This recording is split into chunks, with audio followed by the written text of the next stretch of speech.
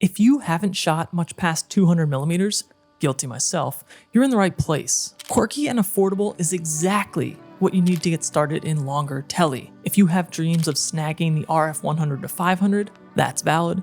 Guilty again. But since I've picked this lens up 5 months ago from Canon Refurb, I've come to terms with the quirks given the entry price of $650. This is one of those special reviews that I have pretty strong feelings about after using the lens for several months, and I like to spoil those right at the top of the review when I can. This may not be the lens for you long term, but there's tremendous value in picking it up and starting here first over jumping directly into something like the 100-500 millimeter or EF 100-400 millimeter if you have the money for either and are on the fence. There's no question this is darker, you're gonna have to work harder at your images, and in many cases, you're not gonna get that subject background separation, or at least the magical kind that you might want. But it's cheap, it's light, the autofocus is pretty fast, and it's fairly reliable. Usability with this lens on the R6 and the R8 has been great, but I can imagine this lens really shines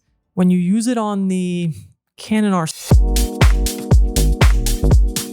Sorry, that joke is only funny if you watched 1 minute and 16 seconds of my 28mm pancake video. If you're new to longer focal lengths like I am, working at it is going to make you a better photographer. I'd rather have this lens than have nothing while I develop my skills and save to be able to get something like the 100-500 one day if it fits. And for someone who eventually doesn't go on to shoot tele that often, much better to find that out using this lens than find that out after spending much more to do so. Now that I've spoiled, let's talk about what the specs mean for you in practice, the things you're gonna have to work at to get around that f8 aperture, and finally 3, my personal takeaways after 5 months with this lens in hopes of giving you some shortcuts to success. I'll rattle them off, but the 2 broader spec takeaways for this lens are this. The RF 100-400 millimeter shares the same design intent as the 600mm and 800mm f11s, meaning a lightweight and affordable experience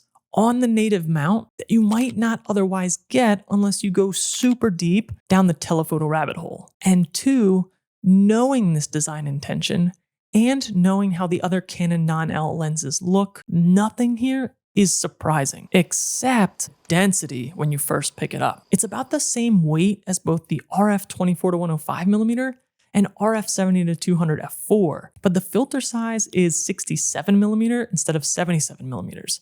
And it's about 7 inches long, same length as those other 2 lenses when they're extended. So it feels deceptively light when you first pick it up. Also, while it's really compact for this range, if you typically store lenses vertically in your ICU, you're not gonna be able to do that with this lens for the first time, and so you're gonna have to budget bag space in order to be able to lay it down horizontally. The 3 switches are the same as the RF 24-105mm lens: stabilizer, autofocus, and lock. The barrel doesn't creep much at all, and the zoom, focus, and control rings are in the same order, unlike the 70-200 f8 or RF 100-500 where the control ring is closest to the mount. Now, I'm no control ring hater. I used it on the RP when I didn't have a third dial, and I have dabbled with it on the R8, but on this lens in particular, I find it further away from the body than what I'm really encouraged to use. And so especially on the R8, I'm warming up to the FV shooting mode over shooting in full manual. 5.5 stops of image stabilization, 6 when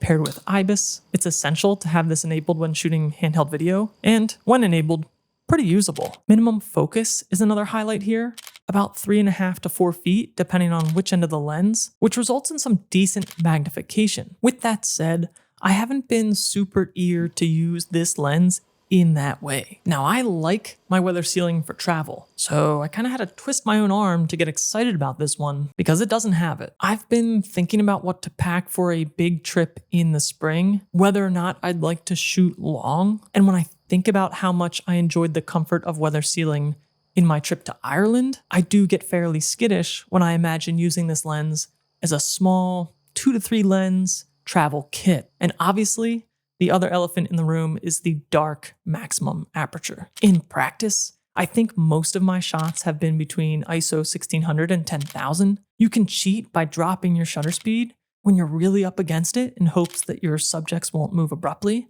They will. And you'll have to start cheating at dawn and dusk for sure. The fact that Canon even sneaks F5.6 into the name here is a little bit of a marketing gimmick as far as I'm concerned. You're already at f6.3 by 113 millimeters, f7.1 by 156 millimeters, and until 259 millimeters before closing down to f8 the rest of the way. Some people are certainly going to use this wide end more than me, and I think that is particularly exciting if you don't already have a 70-200 of any kind. But again, in practice with my shooting so far, I kind of look at this as a 300-400 millimeter f8. And so you're looking to dodge that f8. What can you really do? Besides cheating with that shutter speed, you can't really fully dodge it. But what I've done is tried to lean into some editing techniques in an effort to get the most out of my images. Here are a few of the ones that I've used to make my subjects stand out the most. 1, make sure you have the newest version of Lightroom and spend some time experimenting with denoise AI. Most of your images with this lens are going to be shot at that high ISO, and the denoise AI is really powerful for smoothing out that noise while retaining detail for just about everything except for astro shots. You can overdo it fast. I arguably have, but spending some time to practice and get familiar here is going to allow you to trust shooting at the much higher ISOs in the field. And it's much better to capture that action, freeze it, and then worry about fixing it later once you're home. 2, get yourself some Photoshop 2024 and start experimenting with generative fill. Maybe this is controversial for keeping wildlife shots real, probably a podcast topic around things like AI assist, but it's a really helpful tool to have in your belt alongside clone stamping, healing, and regular old content-aware fill. I use it mostly to clean up distractions in my backgrounds. And 3, Lightroom masking has become super powerful.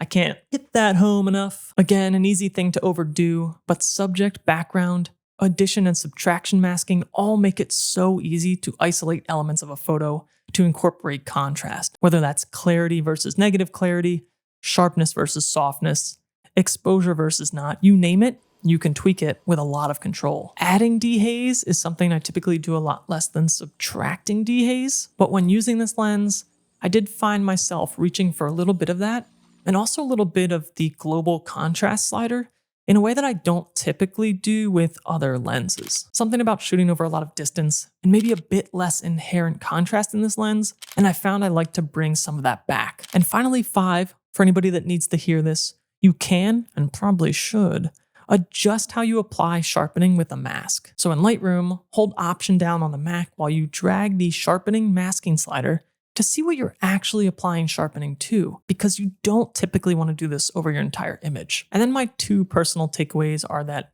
this RF 100-400 lens is humbling, and there's a lot of overlap with the 70-200 f4, but not really in a way that I find too exciting. It's humbling in the way that, like for me, this opens up a whole new world of photography if you're shooting birds or animals for the first time. And in my opinion, if it's doing the same for you, that makes this lens a great buy. We can debate how much gear matters all day, probably another podcast topic, but anything that you buy that broadens or deepens your skills, I think that's a good purchase. For instance, it's hard to shoot the Milky Way if you don't have something sort of fast and sort of wide and have a tripod. It's hard to shoot small animals unless you have some real reach. If this lens already opens up a whole new world for you, maybe start here and skip the more expensive options. It will force you to improve technique, mess with your Magenta Menu 3 autofocus cases, all the things really. You'll grow. And I have a lot of overlap in focal range with the 70-200mm f4 and this 100-400, but to me, they're completely different. It would be super cool if I could slap a 2xer on this 70-200 f4, but something tells me that type of functionality for a lens like this is far, far away on our Canon RF lens lineup bingo card. The 70-200mm options are much better in my opinion for travel and indoor sports. The latter I didn't even bother attempting with this 100-400. I have shot field hockey outside a few times with this lens, but I think in sunny conditions, something like this 100-400 would have been a lot more exciting to shoot those games with. And so will I keep it? Right now, I mean, sure. I'm headed to Colorado soon for a bit, and I hope to use the reach there. The real open question for me is how often will I continue to reach for this on a regular basis? And how often will I reach past this to land on the 70-200 to take on a trip where I really maybe embrace the typical landscape focal range and the weather ceiling. Now, if you don't need the reach and you want something brighter, you have a bit more budget and are more of a landscape or travel photographer, then the RF 70-200 f4 might still be my favorite lens. And I've covered it extensively here on this channel before. Take your pick and watch a little bit more about it.